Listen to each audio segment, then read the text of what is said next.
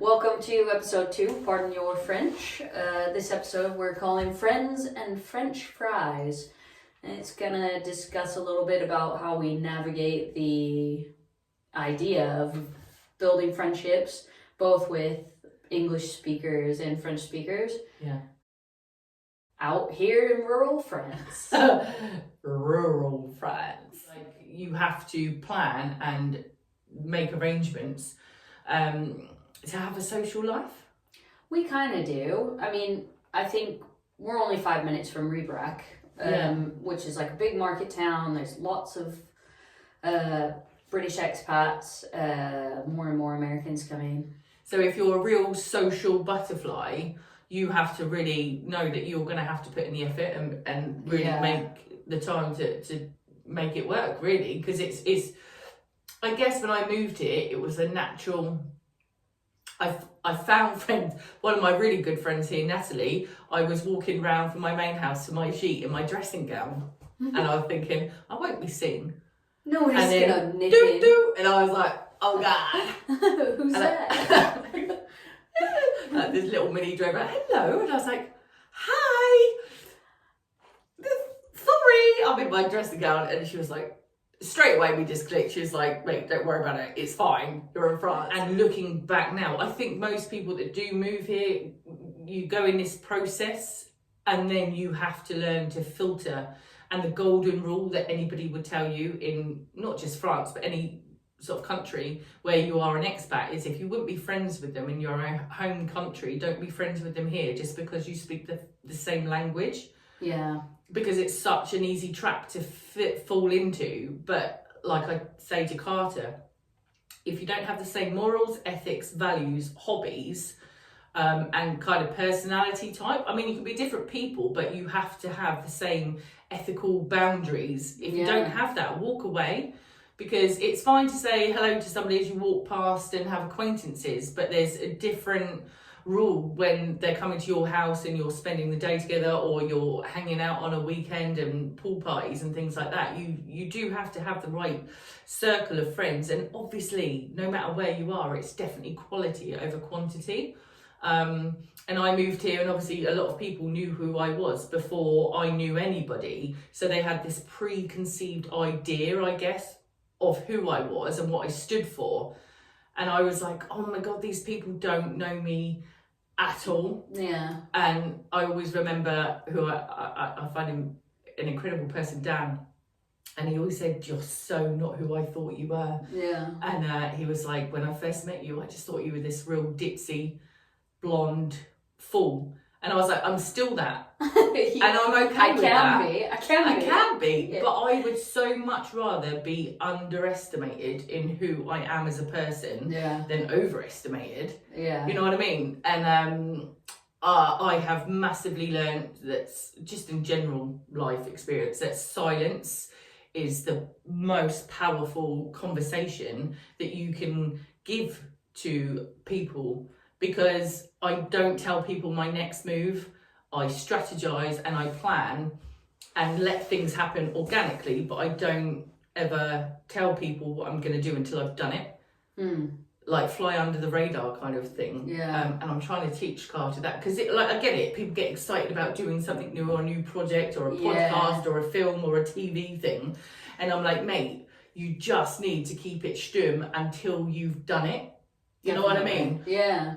So obviously you're my first American friend, and I love you for that. Woohoo. And it's I don't know, is there a massive difference between American and English people? I think Americans are more unfiltered, in like upfront, which I really respect, but English people are very nice to your face and awful behind your back. Yeah. And the French aren't like that either. No.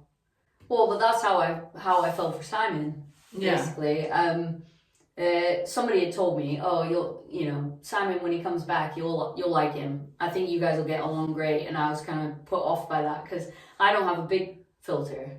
I just say what I'm thinking all the time. Yeah. And it turned out that he's from Yorkshire. And the Yorkshire personality, say what you think and do what you say. Yeah. And I was like, oh, it's so refreshing, because I'd spent something like 9 days with all these other English people, southern English people, and not to say anything bad toward the way they are, but we were eating at restaurants, and you get your steak and your steak's not cooked properly, and the server comes and goes, everything okay? And they're like, and we always great, thank you. It's lovely, thank you. And then you just know that as soon as they walk away, they're like, steak's not cooked right, just won't come back here. And I think it's hilarious because it's so not how I am. I would just be like, well, my steak's a bit overcooked, but like I'm still gonna eat it. It's true, because we are so like that. But going back to like friendships and things, I think it's so important that you find the right groups. And I think I was off to not a bad start, but I had I don't know how to describe it, because I'm a single mum with a son and I brought my dad. I'm not the normal person that moved here, so my you're not going out in a couple and stuff. And I think a lot of it is like couples that have moved out here together, whether it be retirees or husband and wife and their young child. I think it automatically makes it more difficult for you being a single person. I struggled a lot when I first moved out here, because I come from a place where you weren't necessarily hanging out with like the girls. You go out in a couple and the girls hang out with the girls and the guys hang out with the guys. I've always hung out with the guys. And so I really didn't like that when I first got here, and it created quite a lot of conflict between me and Simon, because he was like, well, we're over here doing guy stuff, drinking pints and playing pool, and you're like, and you're supposed to be like in the kitchen with the women talking about whatever women talk about. That's like my nightmare. Yeah, it was my nightmare, because I'm not like that. So I can imagine for you being a single person, like if you move to any different part in England or America, you've still got to start over again and build friends and networks, haven't you? Yeah, and like, I mean, I've always said the only reason I'm able to make friends is because I have a lot of hobbies. So hobbies is a big tick in the box. So if you're into yoga, you go to yoga classes. If you're into golf, you go to golf courses. And that's kind of what I've done. And even if it's like, well, this hobby isn't the one that's my ultimate passion, but I know that somebody there is gonna have this in common with me, and I can at least start there. And you think, you've got a starting point. You're really like pretty good at golf. I'm good at golf. What else do you like doing? Do you find, question then, okay, so do you find like, this Mike over here likes golf, you like golf, you both enjoy playing golf, but do you then find Mike's really fucking boring? Poor Mike. Really boring, and you think, oh God.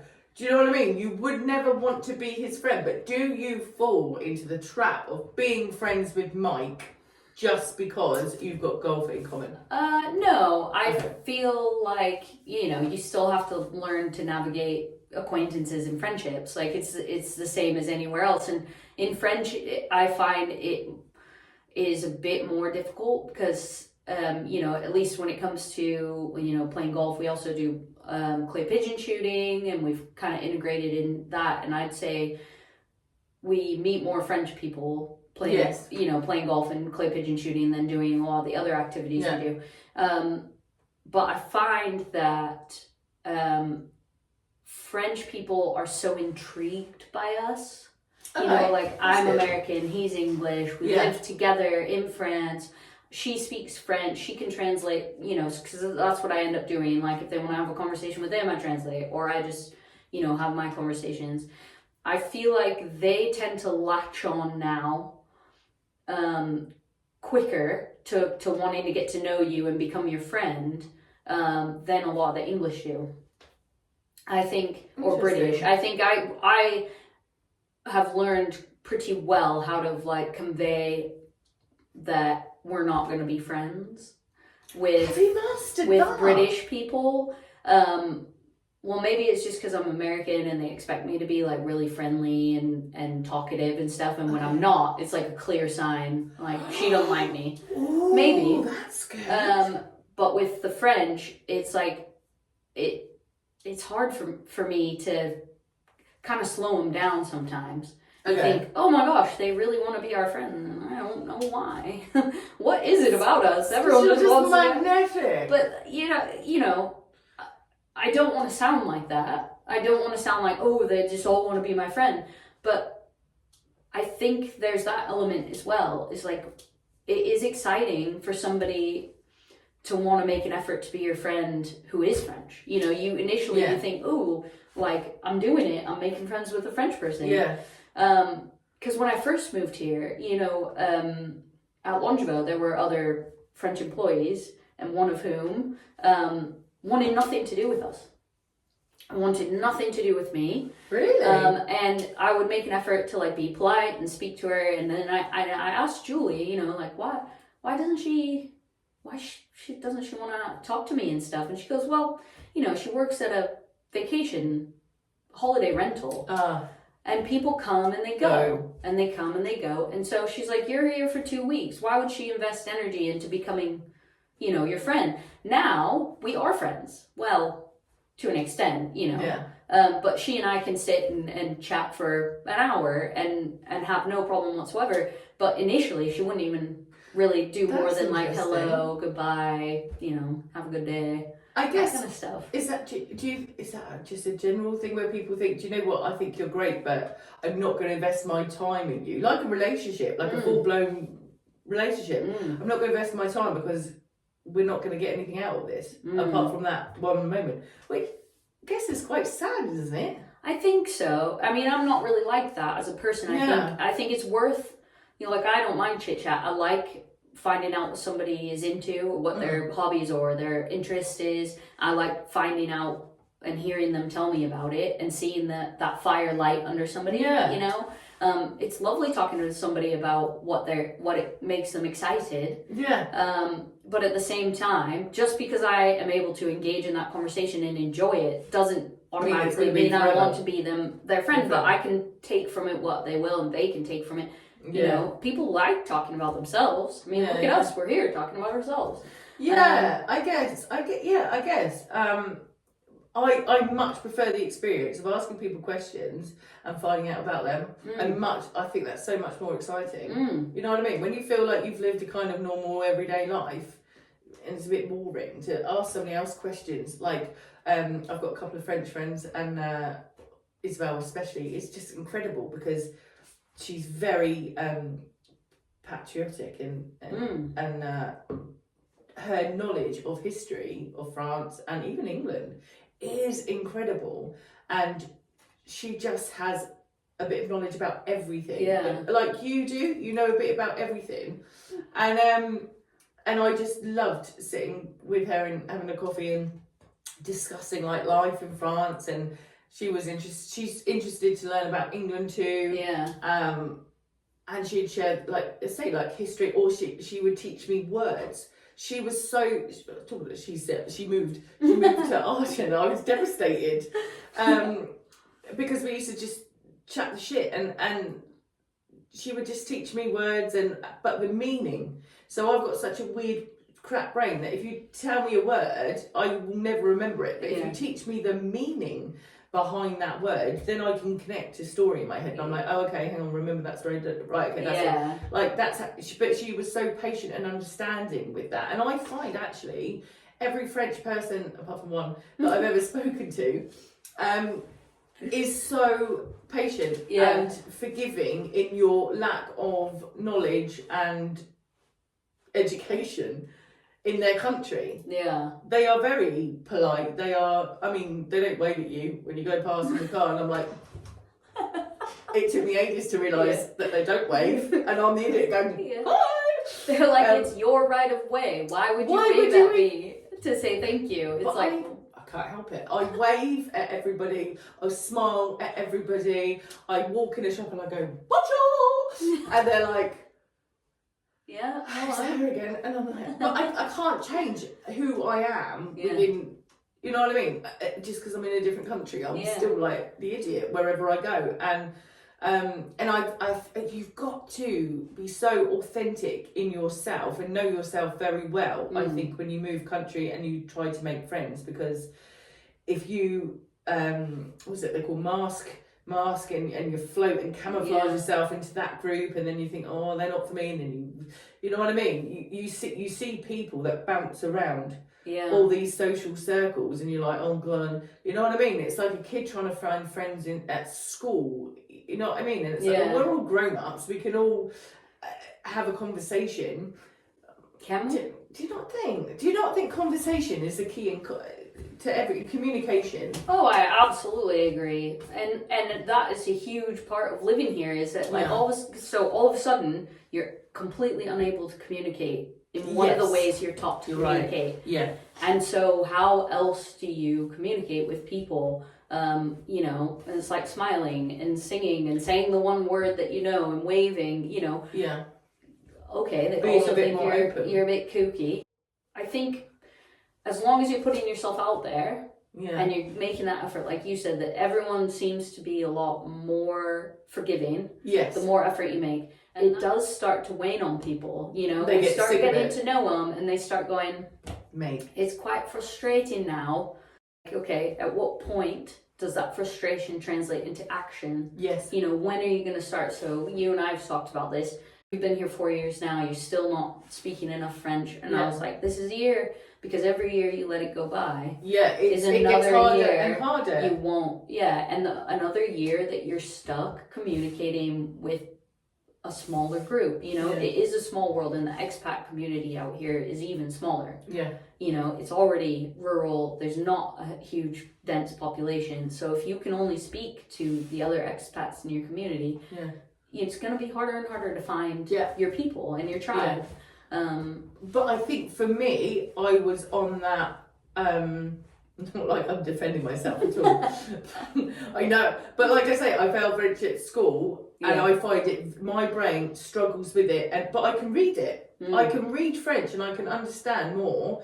And if somebody speaks to me, I can get the gist of it, but I can't always find the right word to go, that's the broom, or that's the mop, or whatever. You know what I mean? Oh, I do. I still have that problem. Yeah. And I'm quite brave in the sense of I will go into a shop and ask for something, or I will start a conversation in French with someone, but I don't know. Somehow I put people at ease, and I'm not offensive. I think that's the key. I'm not offensively being like, well, I'm British, you should learn some French. I'm trying to find that, and they can see that I'm genuinely trying, so they let me off that little bit.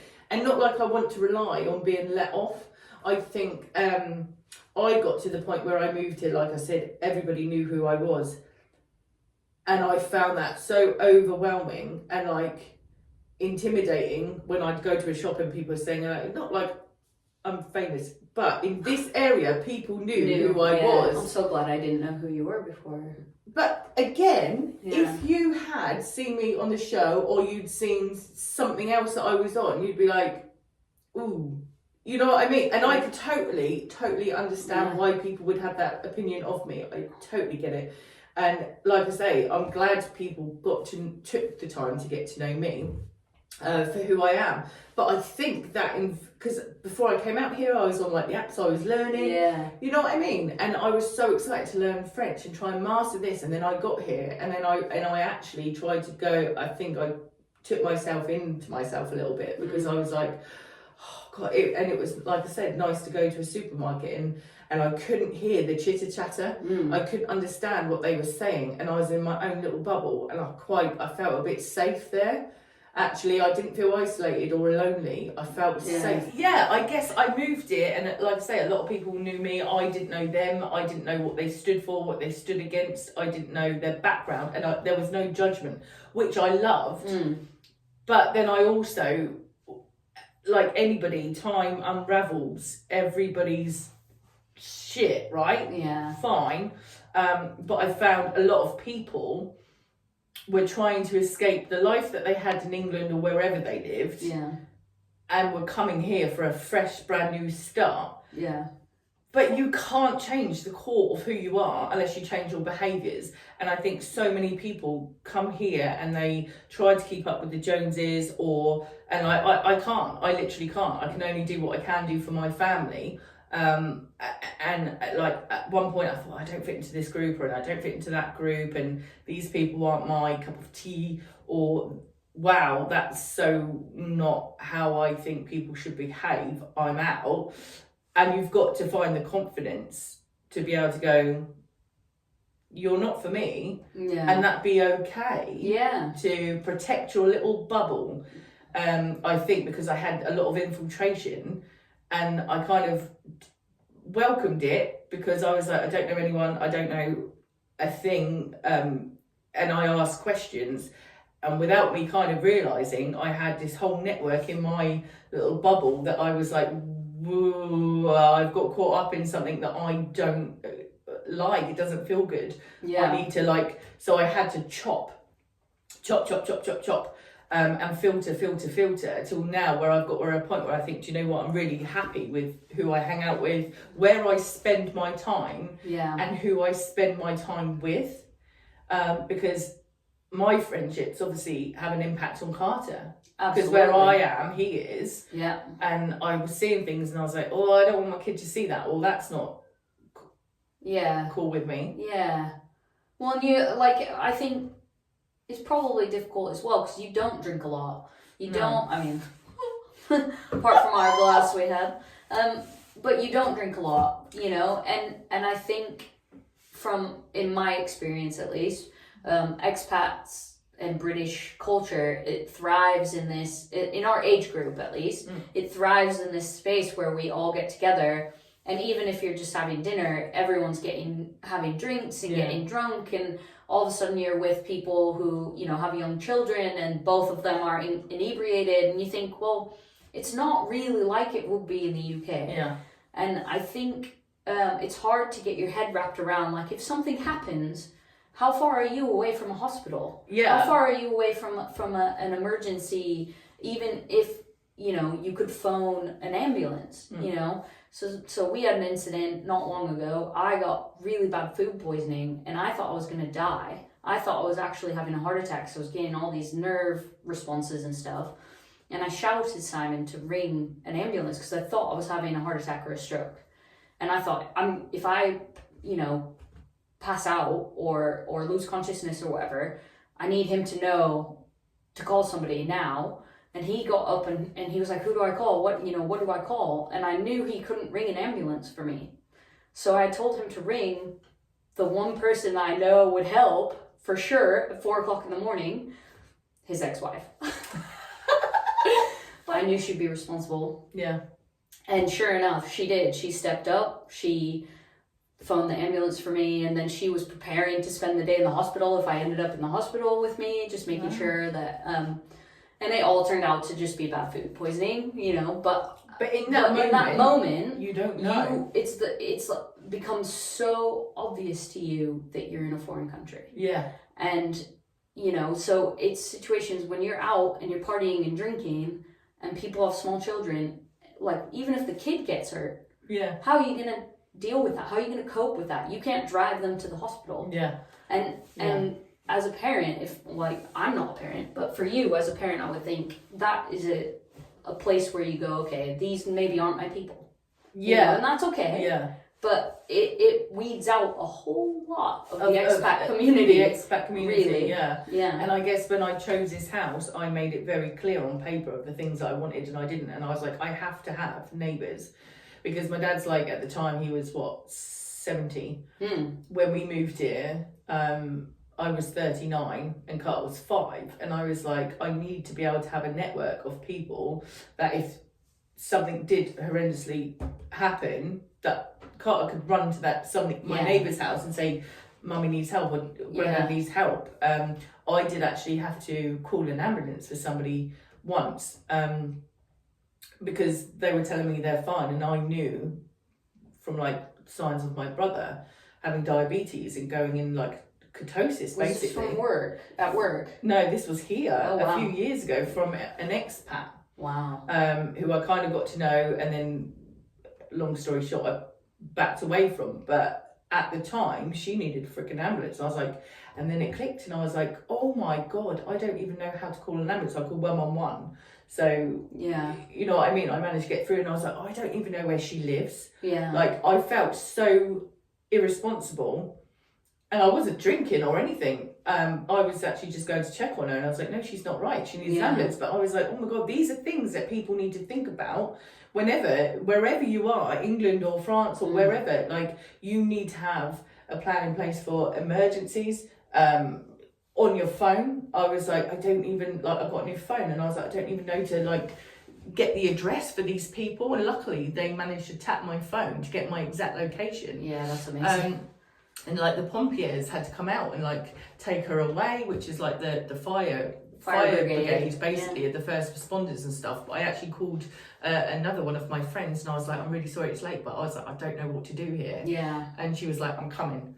So you need to have a network of people that no matter what, like you say, 4 o'clock, I'm coming. Yeah. And be one of those people for your good network.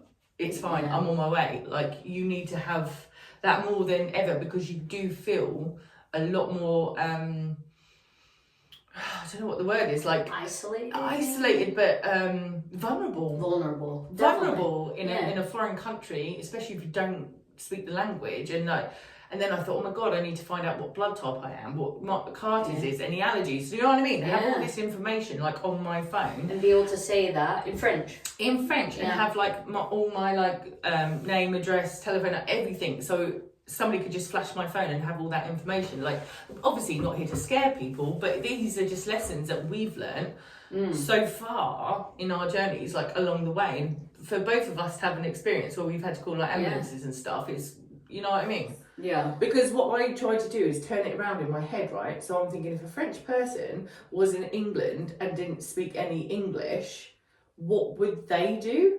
If I'm honest, every expat who I've met along the way or I still am mates with will say the same thing. They've all been through this like roller coaster. Well, I think a huge part of it is because you don't know anyone, you think it's really easy to make friends, because everyone who can speak English will talk to you. They're happy, they love living here, blah, blah, blah. But then it takes time to learn things about who people really are. And like you said, a lot of people are coming here to run away from whatever it was, their demons or whatever, in their former country. And like, I'm probably the same, you know, like my life was so incredibly different when I lived in California from how it is here. It's not like I've run from demons, and I wouldn't say I'm a different person at all, but like, just, I had a person that I was, that person that everyone knew from my hometown. And I was not, you know, I lived in a small town in the country, so same, you know, big fish, small pond kind of thing. And all of a sudden you come here and no one knows you, and you can go and be anonymous in the grocery store and all this stuff, and you thrive in that environment for a while. Absolutely. But at the end of the day, you need to start making friends. And when you start making that effort, you realize everyone wants to be your friend until you actually learn anything about them. And then it's like, oh yeah, I don't want to be that person's friend. Or like, why do they still want to be my friend now that you know, we find out we're from completely different ends of the spectrum and different moral, you know, compasses and things. And I've got to the point where it's okay to say hi, bye, which I always felt obliged to, like, when I was asked questions, to go that bit further. But now I can say, like, oh, I can't stop. Gotta go. Like, and I never had the confidence to do that. And I don't know if I didn't move here, if I ever would have got that confidence to say that. I don't think I would have done. I think I would have carried on being a pushover, and you know what I mean. I think would have carried that on. But so, like, back in the UK, you were in the same town you grew up in and stuff. Or not far. Yeah, not far. You knew people everywhere you go. You could, like, you'd run into people you had gone to school with or whatever in the supermarket and things like that. And it's like, over time you develop the ability to not say hi to those people, don't you? It's like, some people, even though you live in a small town, you kind of like learn to filter out saying hello to everyone you know. See, I don't think I ever did that. And I didn't. I didn't ever do that. Yeah. And that was why I needed to get away. That was why I was Okay. like, I can't live here anymore because I want to go to the grocery store late at night and not run into, you know, my classmate from kindergarten's mum and have to talk about how my mum's doing and think it's like, no, this isn't It's what I exhausting. want for my life. I want to just go buy some cheese and some bread, go home, make the grilled cheese, go to bed. Yeah. You know, that was my goal, was to be able to just like, I wouldn't necessarily say I've done it the right way. I wouldn't necessarily say you've done it the right way, but We feel comfortable. where we're kind of. Only now do I feel 4 years in that I'm actually starting to bed in. Like even when I like go pick her up from school and I drive in my driveway, I still go, this is my home. Like I never want to take that away from people. The joy and the fun and the adventure. That is for real. That will always last on this journey. But you just have, like I say, if we can give some advice to you guys that would prepare you to come on this journey, you know what I mean? It's almost like the stretching before the workout is what we're trying to do. I think, like, you know, stretch those muscles. Think, you know, if I wouldn't be friends with you in England, why would I be friends with you in France? Just because we speak the same language? Like, absolutely not. And have boundaries. You know, some of the healthiest, happiest people I know here are like the families that just stay together and then maybe once a month they go out and socialise. You know, and they have a lot of French friends compared to just English friends. Some Americans, not many. No, but I mean, like, I think of it, I even in a much clearer and more obvious way. Like, the US is an enormous country. And when people ask me where I'm from, I say California. I've got a friend who's from Indiana, lovely bloke. Just met him, he's moved out here, and his wife, like, we get along great. But when people initially were like, oh, there's another American at the golf club, and I was like, great. Because, just because they're from the US doesn't mean that you've got anything in common apart from you were born in the same country. These days, it means they could have very, very opposite opinions to me, you know. Exactly. And so I would never just be like, oh, there's another American, I want to go chat to him. That's like saying you're a boy and I'm a girl, we must be friends, or like we're both girls, we must be friends. It's like, you're human, I'm human, we must be friends. No. You're just because you're British, like, well, they grew up in Edinburgh and you grew up on the South Coast, like that. Those are worlds apart. The similar distance to the distance you are from here to there, and you wouldn't just assume you're going to make friends with every French person who's from here that you meet just because of the proximity. On that note, that was episode 2. We hope you have enjoyed it, got some hints and tips and had some laughs along the way. Send us any DMs, any questions that you have, and if you want to connect with people, we can obviously do that for you too. And peace out. Bye.